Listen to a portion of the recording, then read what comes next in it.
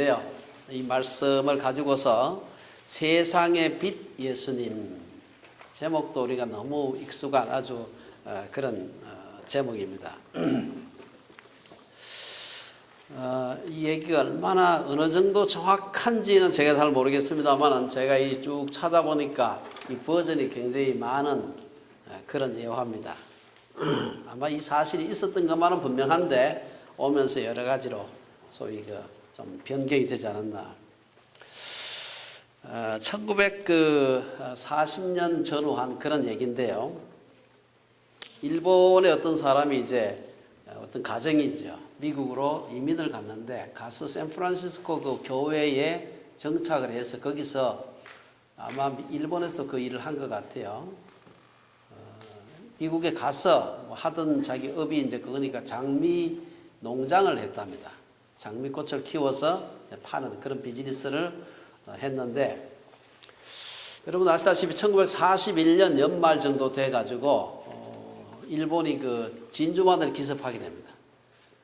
그래서 제가 날짜를 보니까 1941년 12월 7일인데 하와이에 있는 진주만을 기습을 해가지고 미국하고 일본하고 본격적으로 소위 전쟁, 흔히 말하는 태평양 전쟁을 시작하게 됩니다.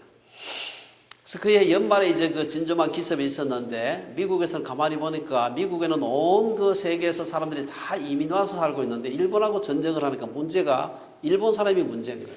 미국에 있는 일본계 사람들. 그래서 이 사람들을 갖다가 그냥 어떻게 할 수는 없고 자기 국민이니까 이 사람들을 모두가 다 특히 이 태평양 쪽에 있는 일본인들을 다 이주를 시켰습니다. 그래서 그 다음 해 2월 달에 2월 19일 날 잘 아는 그 루스벨트 대통령이 행정명령을 내립니다. 그래서 이 해변가에 있는 주로 태평양 가에 있는 일본계 미국인들을 모두 다 그때 내가 숫자를 보니까 12만 명을 이동을 시켰더라고요. 12만 명. 엄청난 숫자죠. 해가지고 콜로라도는 저 내륙 지방이죠. 콜로라도 주에다가 캠프를 만들어가지고 일종의 포로 수용소 비슷한 그런 겁니다. 캠프를 만들어가지고 일본 사람들을 모조리 그리 다 옮겼습니다. 이쪽에 있으면서 혹시 적국에 이로운 일을 하지 않을까 이렇게 해서 아마 그랬겠죠. 근데 이제 그 일본 그 부부가 장미 농장을 하다가 자기들도 이제 그리 가야 되는데 문제는 이 농장이라는 것이 사람이 관리하지 않게 되면 이게 엉망이 되는 거죠. 그래가지고 안 갈 수는 없고 가려니 농장을 어떻게 할까 걱정을 많이 하고 있었는데 그때 마침 스위스에서 어떤 한 그 부부가 또 거기 이주를 해서 그 인근에서 이웃에서 같은 장미 농장을 하고 있었습니다. 그래서 가만 보니까 일본 그 부부가 콜로라도 쪽으로 가긴 가야 되는데 가려니 농장이 걱정이 되고 그래서 이 스위스인 부부가 두 사람은 예수 믿는 사람이었는데 당신이 거기 가 있는 동안 우리 농장도 어차피 돌봐야 되니까 우리 농장을 돌보는 겸에 당신 농장을 돌보아 주겠다. 일본 사람이 생각하는 거예요. 농장이 작지도 않은데 이게 자기 거 하기도 힘든데 남의 거까지 돌봐준다니까 이게 잘 믿겨지지가 않았습니다. 그때 이제 그러한 눈치를 보고서 이 스위스 부부가 걱정하지 말라. 우리가 좀 더 수고해서 이 어려운 시기에 당신 걸 돌봐 주겠다. 그러면서 우리를 잘 믿지 못하겠거든. 우리가 섬기는 하나님을 믿으라. 하나님은 신실하신 분이다. 근데 그전에도 예수 믿으라고 몇 차례 권유를 했지만 일본 사람들이 노하지 않거든요. 그냥 빙그레 웃고 그러니까 일본 사람들이 노 잘 안 하잖아요. 생기는게 예수를 안 믿던 그런 분이었습니다. 그러다가 어쨌든 그래가지고 뭐 이러나 저러나 방법이 없어가지고 일본 사람들은 그 수용소로 가게 되고 그리고 이제 한 2년 정도 지나다가 거의 전쟁이 끝날 때쯤 돼가지고 돌아왔습니다. 그 당시에 기차를 타고 왔는데 기차를 타고 그 역에 내려보니까 자기 이름을 부부 이름을 써가지고 환영한다고 하는 그런 이름이 있었고 그리고 자기 집에 가서 보니까 집도 깨끗하게 정돈이 돼 있고 자기 거실에 가보니까 거실에 장미 한 송이가 딱 있고 그리고 옆에 카드 한 장하고 예금 통장 하나 하고 이렇게 있었답니다. 그래서 보니까 이 카드를 보니까 카드에 돌아오는 걸 환영한다. 당신들 다시 시작할 수 있다. 왜 예금 통장이 있나 모르겠어요. 예금 통장에는 그 2년 동안 이 스위스 부부가 열심히 같이 자기 농사 지으면서 옆집 농사까지 지어가지고 파니까 수입이 생기겠죠. 그 수입을 가지고 꼬박꼬박 모아가지고 그다 모아두었다는 겁니다. 사실은 그렇게 여러 차례 이 스위스 크리스찬 부부가 전도를 해도 절대로 그분들이 예수를 안 믿었대요. 그런데 그 2년 동안의 장미 농장을 돌봐 준 것 때문에, 그리고 그 저금통에 돈이 얼마나 들어있는지 모르겠지만 그것 때문에 그분들이 그 카드와 통장을 듣고 그 자리에서 무릎을 꿇고 우리도 당신들이 믿는 하나님을 믿고 싶다, 그렇게 하면서 크리스찬이 됐다고 하는 아주 감동적인 그런 얘기입니다.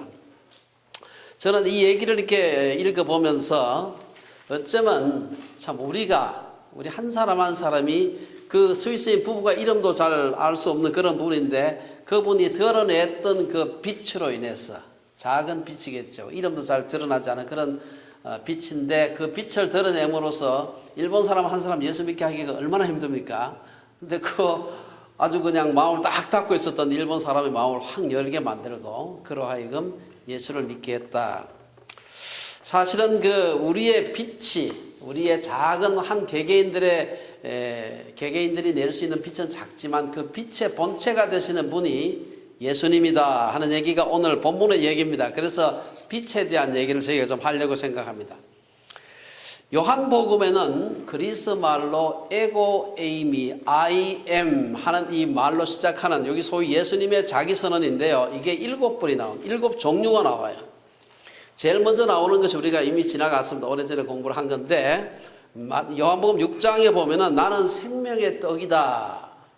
그 다음 두 번째 나오는 얘기가 오늘 본문에 나오는 나는 세상의 빛이다. 세 번째가 나는 양의 문이다. 네 번째가 나는 선한 목자다. 나는 부활이요 생명이다. 나는 길이요 진리요 생명이다. 그리고 마지막으로 요한복음 15장에 나는 참 포도나무다. I am 어떠고 저떠고 다. 이게 헬라 말로 에고 에이미, 에고는 나라, 에이미 함께 M 할 비동사입니다. 나는 뭐다. 예수님에 대해서 사도 요한이 붙였던 그 중요한 예수님이 어떤 분인가를 보여주는 일종의 포맷입니다. 이것을 갖다가 요한 신학의 핵심적인 그런 문장이다, 그렇게 얘기를 하고 있습니다. 오늘 본문에서는 두 번째 에고에임이 나는 세상의 빛이다 말씀, 이 말씀을 하기 전에 사실은 요한의 그 책은 우리 아는 요한복음도 있지만 뒤에 가면 요한 1서 2서 3서 있습니다. 그 뒤에 물론 요한계시록도 있습니다만은 요한 1서 2서 3서 여기저기 보면은 요한은 예수님을 갖다가 표현할 때 예수님을 빛으로 표현하기를 특별히 좋아했던 것 같아요. 예수님이 가지고 있었던 여러 가지 특징이 있었지만 예수님의 그걸 뭐에 비유할까? 예수님은 빛이다. 사실은 예수님을 빛이라고 한 것은 구약에 보면은 하나님을 빛이라고 한 표현들이 몇 차례 나옵니다. 아마 그것을 이 요한은 보았을 때 옆에 아마 요한이 제일 어린 제자로서 제일 오랫동안 예수님과 동행하면서 바짝 붙어가지고 죽은 데는 예수님을 따라다니면서 예수님은 빛이구나. 그리고 오늘 본문을 보면 예수님 자신이 자기를 가르쳐서 나는 세상의 빛이다. 요한 1서 5장에 보면은 하나님은 빛이시라 이런 말이 나오고요. 요한복음 앞에서 첫 장에 보면 1장에 보면은 여기 보면 이제 곧 빛에 대하여 증언하고 모든 사람이 자기로 말미암아 믿게 하려 함이라. 그는 이 빛이 그는 하는 것은 세례 요한이죠. 사도 요한이 아니고 그는 이 빛이 아니요 이 빛에 대하여 증언하러 온 자라. 참빛 곧 세상에 와서 각 사람에게 비치는 빛이 있었나니. 예수님을 빛이라고 표현한 부분들이 특별히 요한이 쓴 글 중에 많이 나오고 있습니다. 하나님은 모든 빛의 근원이 되시는 분이고 빛 그 자체이기 때문에 하나님께는 어두움이 있을 수 없다. 성경은 그렇게 얘기하고 있습니다. 하나님은 어디에나 계신 분이기 때문에 하나님이 지으신 모든 세계가 빛으로 충만해 있다고 할 수 있습니다. 그래서 빛은 강력한 것이기 때문에 어떤 어둠도 그 빛을 이길 수가 없습니다. 그래서 오늘 본문에서는 우리가 찬빛 대신 예수님을 따를 때 어두움 속에 다니지 않을 수가 있다. 우리가 이 하나님께서 이 세상을 만드실 때 첫 번째 만든 것이 빛입니다. 빛이 있으라 하시매 빛이 있었고 그 빛이 하나님 보시기에 좋았더라고요. 창세기 1장에 나오는 그 얘기죠. 세상은 본래 빛으로 창조되었기 때문에 빛을 받지 않으면 병들고 시들 수밖에 없습니다. 햇빛을 보지 못하면 동물이나 식물이나 자라지 못하는 것처럼 하나님의 그 빛을 받지 못하면 우리가 영적으로 시들게 되고 죽게 됩니다. 육체적 건강만이 아니라 영적으로도 우리가 하나님의 빛을 받지 못하면 살 수 없다는 것이죠. 그러면 예수님이 빛이라는 말씀이 무엇을 의미하는가? 오늘 그 바리새인들하고 예수님의 그 논쟁에, 그 왔다 갔다 하는 논쟁의 속에서 예수님이 빛이라는 것이 무엇을 의미하는지 하는 것을 좀 살펴보았으면 좋겠습니다. 우리가 오늘 본문 앞에 지난 시간에는 그 가늠하다 잡힌 여자의 얘기를 읽었고요. 보았고, 그 얘기는 1절부터 11절까지 얘기인데, 지난번에 그 말씀드린 대로 7장 그 끝절부터 8장 11절까지는 이렇게 끝세로 이렇게 갇혀 있습니다.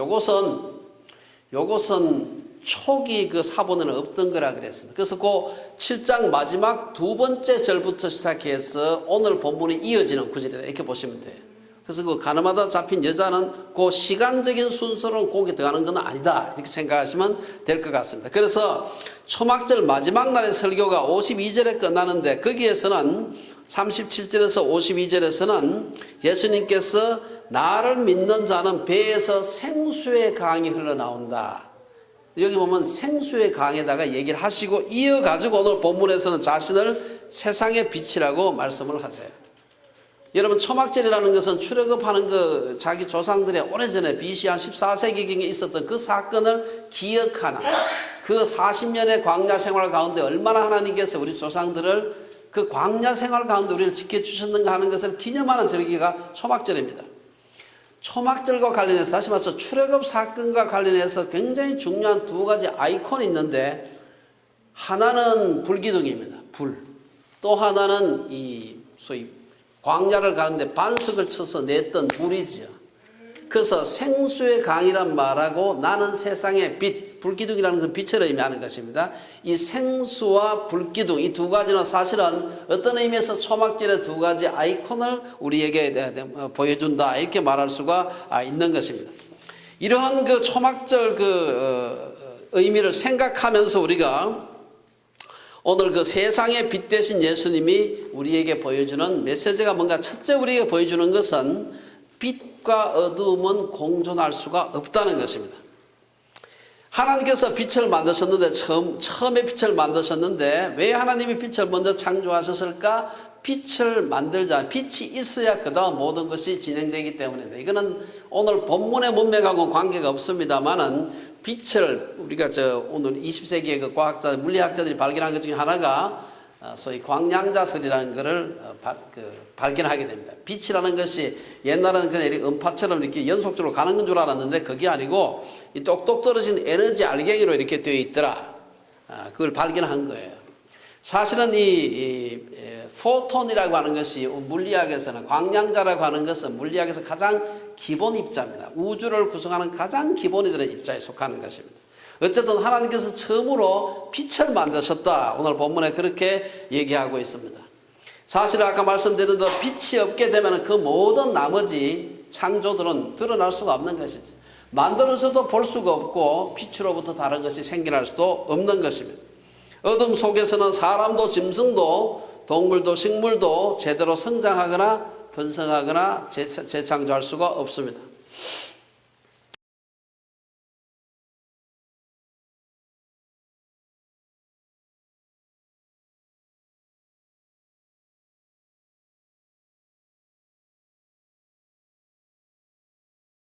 우화 중에 이런 얘기가 있다 그래요. 별이 해는 도대체 너무 밝아가지고 어두움이 뭔지를 알 수가 없대. 앞만 가르쳐줘도 해가 도저히 어두움을 이해할 수가 없어가지고 이 해한테 어두움을 어떻게 가르쳐줄까? 이래 가르쳐줘도 못 알아듣고 저래 가르쳐도 못 알아듣고 이래가지고 마지막으로 생각한 게 뭔가 하면 별이 해를 데리고 너 동굴에 한번 가봐라. 동굴에 가면 어두움이 뭔지를 알 수가 있다 하고 해를 데리고 어두움을 아주 캄캄한 칠흑 같은 동굴에 데리고 가는, 문제는 해가 가자마자 어둠이 하나도 없어져가지고 역시 거기도 어둠이 뭔지를 해가 비울 수가 없었다. 그런 얘기입니다. 이 짧은 얘기입니다만은 빛 가운데 우리가 행하면서 동시에 어두움 가운데 살 수는 없음을 보여주는 예화라고 할 수가 있습니다. 우리가 마치 동쪽으로 가면서 동쪽으로 가는 사람이 동시에 서쪽으로 갈 수가 없죠. 그렇죠? 한 여자를 사랑한다는 것은 나머지 세상의 모든 여자를 포기하는 것과 같은 거예요. 이거 뭐 이게 서로가 비유가 맞는지 모르겠지만 내가 빛 가운데 있는다 하고 어두움의 일을 한다. 이건 안 맞는 말이에요. 그래서 빛과 어두움은 공존할 수가 없다는 것입니다. 그래서 주님은 우리에게 세상의 빛이 되라. 우리가 잘 아는 마태복음 5장 16절의 말씀 보면 이같이 너희 빛이 사람 앞에 비치게 하여 그들로 하여 너희 착한 행실을 보고 하늘에 계신 너희 아버지께 영광을 돌리게 하라. 빛 가운데 행한다는 것은 우리를 빛의 자녀로 부르신 하나님의 부르심에 합당하게 행하는 것이다. 첫째는 그래서 빛과 어둠은 공존할 수가 없다. 두 번째는 빛 가운데 사는 삶이 무슨 삶인가 하는 것을 보여주는 것입니다. 우리가 어떤 기계 제품을 사게 되면 기계 제품하고 꼭 달려오는 것이 매뉴얼이라는 게 따라와요. 안내서, 사용 안내서.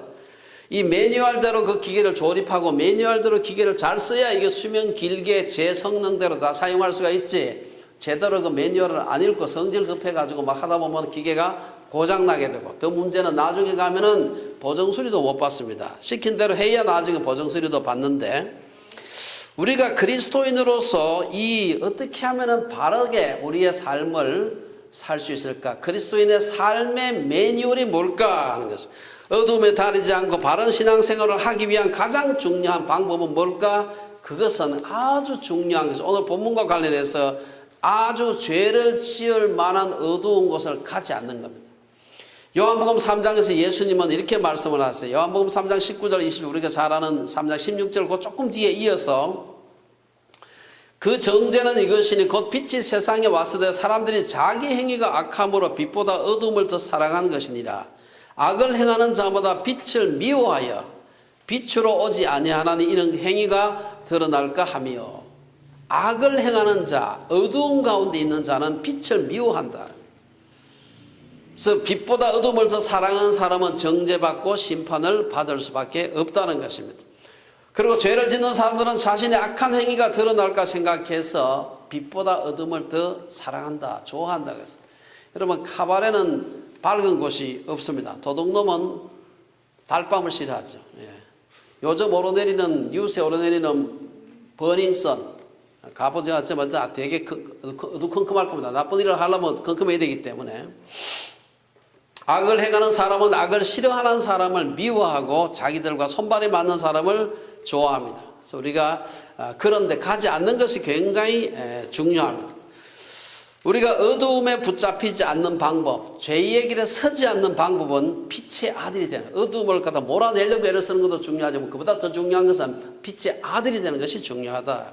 그래서 예수님은 말씀하시기를 요한복음 12장에 보면 아직 잠시 동안 빛이 너희 중에 있으니 빛이 있을 동안에 다녀 어두움에 붙잡히지 않게 하라. 어두움에 다니는 자는 그 가는 곳을 알지 못하느라. 너희에게 아직 빛이 있을 동안에 빛을 믿어라. 그리하면 빛의 아들이 되리라.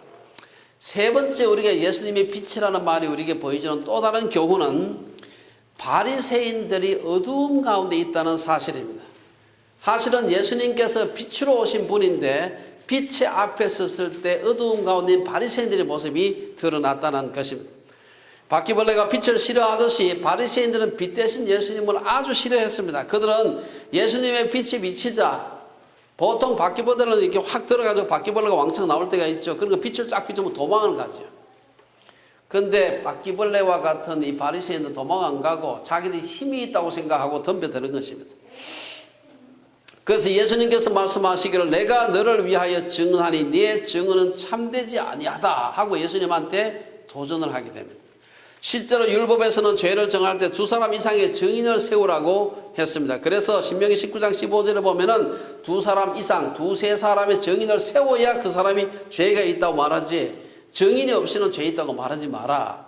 그런데 예수님한테 당신이 무슨 근거로, 누구 증인이 뭐가 있길래 당신이 그 하나님의 아들이라고 얘기하느냐 하는 것입니다. 바리새인들은 누구보다도 진리의 불기둥인 율법을 잘 알고 있는 사람들이었습니다. 하지만 그들은 자신의 그 불기둥을 가지고서 자기 죄는 보지 못하고 남의 죄를 보는데 아주 관심이 많았습니다. 그들은 하나님의 불기둥이 아니라 자기 마음대로 휘두를 수 있는 횃불을 원했어요. 그 횃불 가지고서 남을 해치기 위해서.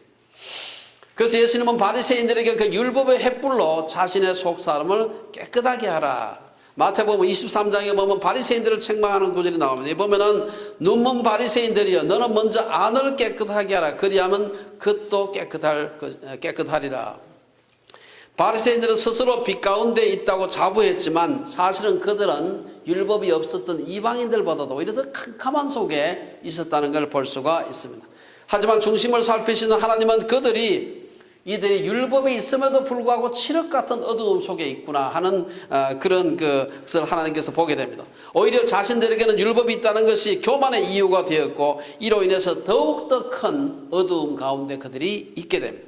그래서 예수님께서 빛 대신 예수님께서 오셔서 빛을 비추실 때 자신들의 그 어두운 내면의 세계가 드러났을 때 오히려 그들은 율법이 없는 사람보다도 더 분노하게 됩니다. 그들은 결국 빛 대신 예수님을 십자가에 못 박아 죽었고 그로 인해서 유대인들은 우리가 아는 대로 1900년 이상 전 세계 유리방황하면서 동대북처럼 사람들 앞에 두들겨 맞으면서 살았습니다. 14절에서 18절에 보면 예수님이 그러면 빛 대신 증거가 무엇이냐 하는 얘기가 나오고 있습니다. 왜 예수님이 빛이신가? 첫째, 예수님은 14절에서 보면은 예수님은 출발지와 목적지를 아는 분이셨다. 14절에 그 말씀이 나오죠. 거기 보면 나는 내가 어디서 오며 어디로 가는 것을 알거니와 너희는 내가 어디서 오며 어디로 가는 것을 알지 못한다. 예수님이 빛이신 증거, 예수님은 그분의 기원과 그분의 오리진과 그분이 가는 곳 데스티네이션, 목적지를 아는 분이었습니다. 예수님은 자신의 기원과 목적지를 분명히 아시는 분이었습니다. 그분의 근원과 목적지는 근원도 하나님이셨고 목적지도 하나님이시다. 예수님께서는 태초로부터 하나님과 함께 계신 분이었습니다. 그래서 예수님은 곧 하나님이시다. 오늘 이 본문의 말씀은 삼위일체에 굉장히 중요한 근거가 되는 말씀입니다. 자신이 어디서 왔다가 어디로 가는지 자신의 기원과 목적지를 안다는 것은 매우 중요합니다. 제가 이제 창조론을 연구하는 사람인데 창조론은 사실 창조든 진화든 아주 어떤 의미에서 그 기원은 과거를 연구하는 학문이에요. 근데 놀랍게도 과거를 연구하는데 이 자기의 기원이 어디서 왔는가를 아는 것, 그 지식이 오늘 현재의 우리의 삶에 굉장히 중요한 영향을 미칩니다. 그 과거 자신의 기원이 다만 박제된 화석화된 지식으로 우리에게 있는 것이 아니라 우리의 날마다 삶을 컨트롤한다 이 말이에요. 뿐만 아니라 어디로 가는가, 이건 우리가 좀 어려운 말로 하면 종말론이죠. 내가 앞으로 죽고 난 뒤에 어떻게 될까? 죽음이라는 게 뭘까? 이 지구의 종말은 어떻게 될까? 우주의 종말은 어떻게 될까? 그건 그때 돼야 우리에게 영향을 미치는 게 아니고요. 내가 그 개인의 종말이든 우주의 종말이든 그것을 어떻게 생각하느냐에 따라서 오늘 지금 나의 삶에 영향을 미치는 것입니다. 자신의 기원과 종말을 아는 사람의 증언은 참될 수밖에 없다. 그런 사람은 거짓 증언을 할 수도 없고 할 필요도 없는 것입니다. 하나님께서 자신을 특별한 목적을 위해서 창조하셨고 오랜 지나지 않아 자기가 하나님 앞에 서서 이 땅에서 살았던 삶의 모습을 하나님 앞에 고해야 될 그런 생각을 가지고 있는 사람이 이 땅에서 나쁘게 살 수가 없다는 것입니다. 두 번째, 예수님은 빛 대신 증거가 뭡니까? 예수님은 육체를 따라 판단하지 않으신다. 15절에 그 얘기가 나오고 있습니다. 육체를 따라 판단한다는 것은 인간적인 표준을 가지고 판단하지 않는다는 말이에요. 바리새인들은 영적인 안목이 없었기 때문에 인간적인 기준으로 판단할 수밖에 없었습니다. 외모로 그 사람이 얼마나 많이 배웠느냐, 얼마나 부유하냐, 외모가 얼마나 잘생겼냐 이런 거 가지고 판단하겠지만 예수님은 그런 것 가지고 판단하지 않는다. 예수님은 육체를 따라 다른 사람을 판단하지 않으셨지만 사실은 예수님 자신이 육체적으로 내세울 수 있는 분이 아니었습니다. 그분은 세상의 중심인 로마가 아니라 식민지 팔레스타인에서 태어나셨고 종교의 중심이라고 할 수 있는 예루살렘에서 태어난 것 아니고 저 병방 그 산수갑산에서 태어난 그런 분이었습니다. 그분은 로마 황제의 아들로 태어난 것이 아니라 갈릴리 가나안 목수의 아들로 태어나셨습니다. 세계적인 대학자나 대형교회 담임 목사로 오신 것이 아니라 광야의 설교자로 오신 분입니다. 그리고 사람들의 미움을 받아서 천번의 죽음보다 더 고통스럽다는 십자가의 형을 몇몇 사람이 지켜보는 가운데 십자가의 형을 받아서 세상을 쓸쓸히 떠나셨습니다. 그래서 구약에서 메시아를 가장 잘 예언했다고 하는 이사야 선지자는 우리가 잘 아는 이사야서 53장에서 그는 멸시를 받아 사람들에게 버림받았으며 간고를 많이 겪었으며 질고를 아는 자라 그렇게 표현을 하고 있습니다.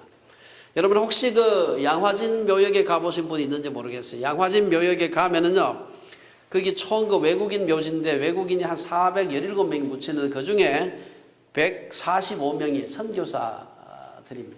선교사 묘역이 따로 이렇게 옆에 있습니다. 사실 그들은 당시 세상의 변방이던 우리 코리아에 와서 복음의 빛을 나누기 위해서 헌신했습니다. 이 땅에서 누가 그들을 환영했습니까? 아무도 환영하지 않아. 우리나라에 와서 복음을 전해달라 그들에게 요청하지 않았습니다. 그들은 그럼에도 불구하고 우리나라에 와서 병원과 학교를 설립하고 우리 사회 발전에 복음을 전하는데 많은 기여를 했습니다. 어떤 사람은 우리나라의 독립을 위해서 아주 그 위험천만한 그런 역할까지도 감당한 걸 볼 수가 있습니다.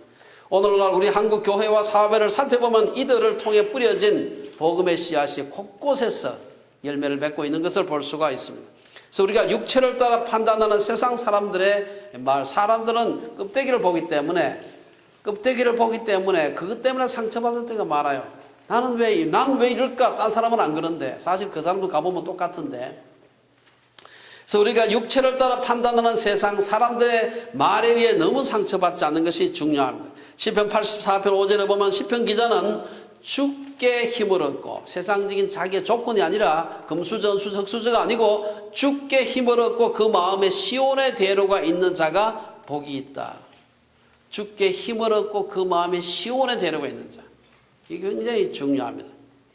세 번째, 우리가 16절에서 18절에 보면은 예수님께서는 항상 옳게 판단하시는 걸 통해서 그분이 세상의 빛이구나 하는 걸 알 수가 있습니다.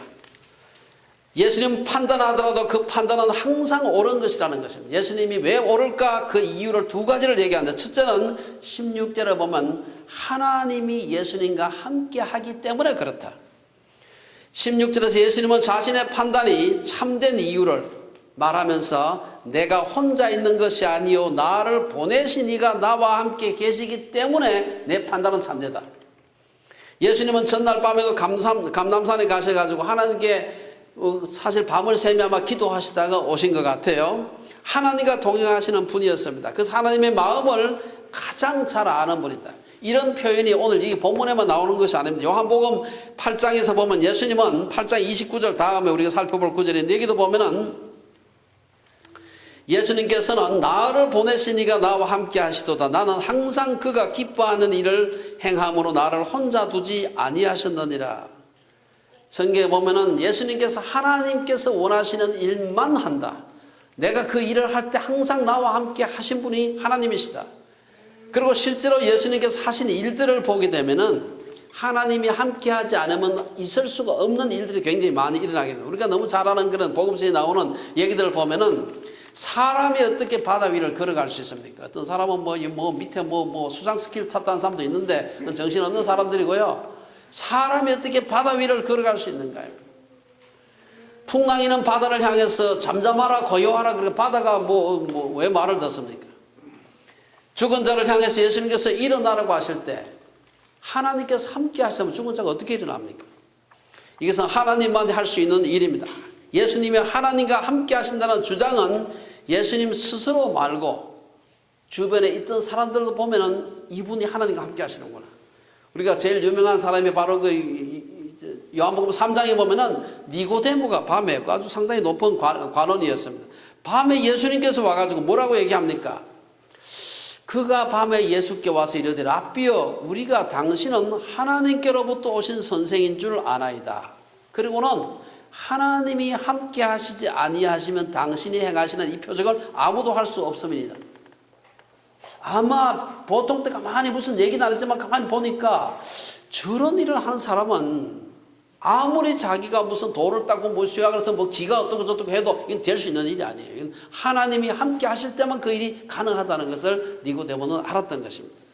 우리가 잘 아는 대로 마지막에 예수님이 세상 떠나실 때 백부장이, 그를 처형했던 백부장이 예수님 죽으시는 걸 보고 이는 정말 하나님의 아들이구나, 그 얘기를 하지 않습니까?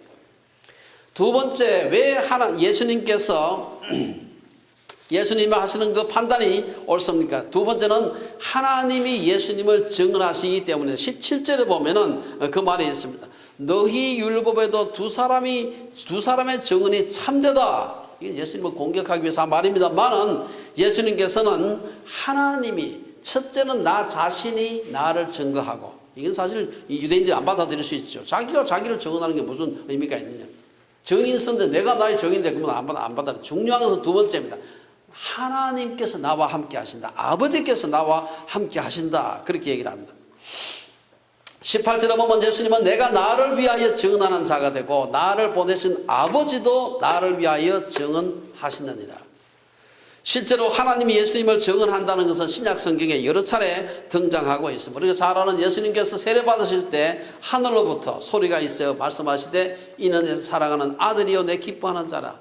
오병이어 기적 후에 베드로, 야고보, 요한이 변화산 올라갔죠. 올라가고 난 뒤에 그 변화산에서 예수님 변화되시고 난 뒤에 누가복음 9장에 보면은 이는 나의 아들 곧 택함을 받은 자니 너희는 그의 말을 들으라. 베드로후서 1장에 보면 베드로가 가까이서 예수님을 보았던 얘기가 또 나오고 있습니다. 거기 보면 1장 17절에 보면은 이는 내 사랑하는 아들이요 내 기뻐하는 자라. 변화산에서 아마 그 기억을 되살리는 것 같아요. 세 번째로 우리가 생각해 볼 수 있는 거, 왜 예수님께서 빛이 되시는 분인가? 그것은 반대지 바리새인들이 항상 틀리게 판단하는 걸 통해서 드러납니다. 19절에 보면 그 얘기가 나오고 있습니다.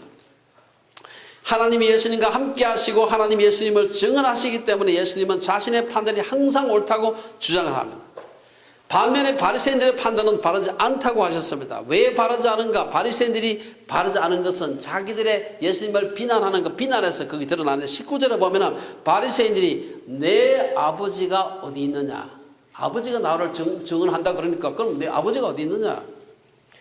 그리고 이 예수님의 질문에 대해서 예수님이 19절 하반절에 보면은 너희는 나를 알지 못하고 내 아버지도 알지 못하는도다. 나를 알았더라면 내 아버지도 알았으리라. 여러분 19절의 말을 보면은 앞쪽에 그 같은 한 구절입니다만 앞쪽에서 바리새인들의 질문이 나오고 뒤쪽에서 예수님의 답변이나 이 답변이 서로가 안 맞아요. 이게 무슨 얘기냐? 이게 앞뒤 문장이 되려면 뭐가 좀 맞아야 되는데 19절은 두 가지 점에서 흥미롭습니다. 첫째, 바리새인들이 내 아버지가 누구냐 이렇게 묻지 않고 내 아버지가 어디 있느냐 물었다는 사실입니다. 바리새인들은 이 아버지라고 할 때 이 아버지가 그의 육신의 아버지라고 생각했어요. 왜? 하나님 아버지는 물을 필요가 없어요. 너무나 잘 알기 어디 있는지 알기 때문에. 내 아버지가 어디 있느냐? 아마 그 배경을 좀 아는 신상을 털게 되면 아마 그가 뭐 요셉의 아들이었겠다 하고 아버지가 그 이미 그때는 다 요셉이 죽었다고 생각합니다만 육신의 아버지는 죽었다고 봐요. 이때쯤에는 그러나 아마 그런 것을 물었던 것 같아요.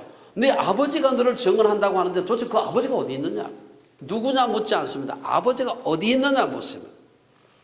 이런 육신의 아버지를 염두에 두고 던진 질문으로 보았을 때는 이들이 전혀 하나님에 의해서 증언을 받는 그런 분이 아니라는 것을 전제하고 있다. 사실은 그 바리새인들의 질문에 대한 예수님은 동문서답하시면서 저런 질문을 하는 걸 보니까 저들이 도대체 하나님 누군지 전혀 모르는구나. 아버지가 누군지 너희들이 모르는구나 하고 오늘 19절 하반절에서 얘기를 하고 있는 걸 볼 수가 있습니다. 서기관과 바리새인들은 초막절 절기의 주인인 예수님을 알아보지 못했습니다. 그들은 성전에 모여 있었지만 성전의 주인 되시는 예수님을 알아보지 못했습니다. 날마다 율법을 연구한다고 했지만 그들은 율법의 주인 되시는 분을 알아보지 못했습니다.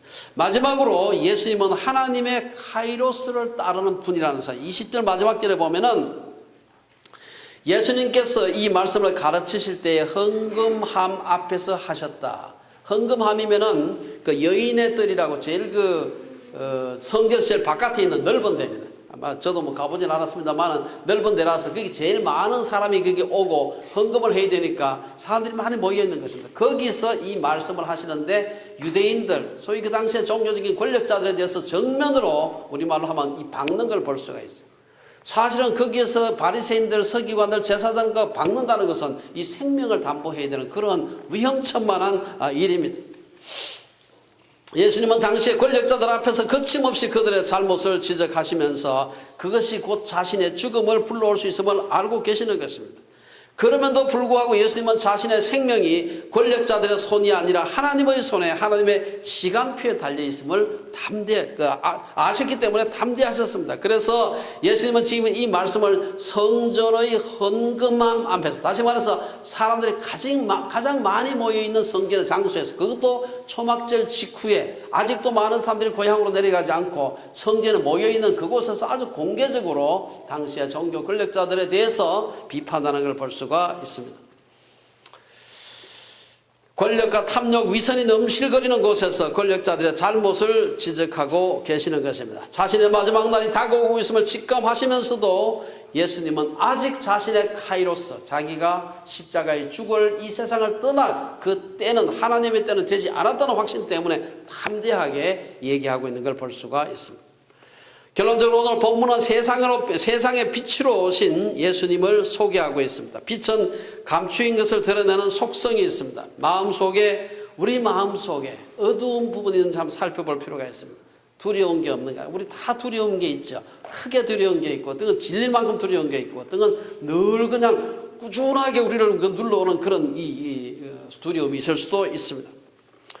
하지만 우리가 하나 기억해야 될 것은 우리에게 잠시 우리의 마음의 빛을 가리는 것들이 있을 수 있습니다. 그래서 우리들 그리스도인들의 삶에도 어두움이 깃들기도 하지만 어두움은 영원한 것이 아니다. 빛을 가리는 것들이 치워지면 어두움은 물러가고 빛으로 충만하게 되는 것. 때로는 어두움이 빛보다 우세하게 보일 때도 있습니다만 어두움은 결코 영원하지가 않다. 하나님의 빛의 역사는 영원하지만 그것을 가리는 어두움의 회방은 일시적이라는 사실입니다. 예수님은 요한복음 16장에서 이것을 너희에게 이르면 너희로 내 안에서 평강을 누리게 하려 함이라. 세상에서는 너희가 환난을 당하나 담대하라, 내가 세상을 이기었노라. 우리가 이 세상에 사는 동안 어두움의 세력이 우리를 계속해서 위협합니다. 신자들도 환난을 당하고 시련을 당합니다. 가정적인 여러 가지 어려움에, 혹은 건강의 어려움, 여러 가지 어려움을 당할 수가 있습니다. 그러나 그것은 해가 있어도 밤이 오는 거죠. 밤이 오는 것 같고, 해가 떠 있어도 구름이 끼게 되면 해가 보이지 않을 수도 있는 것과 같습니다.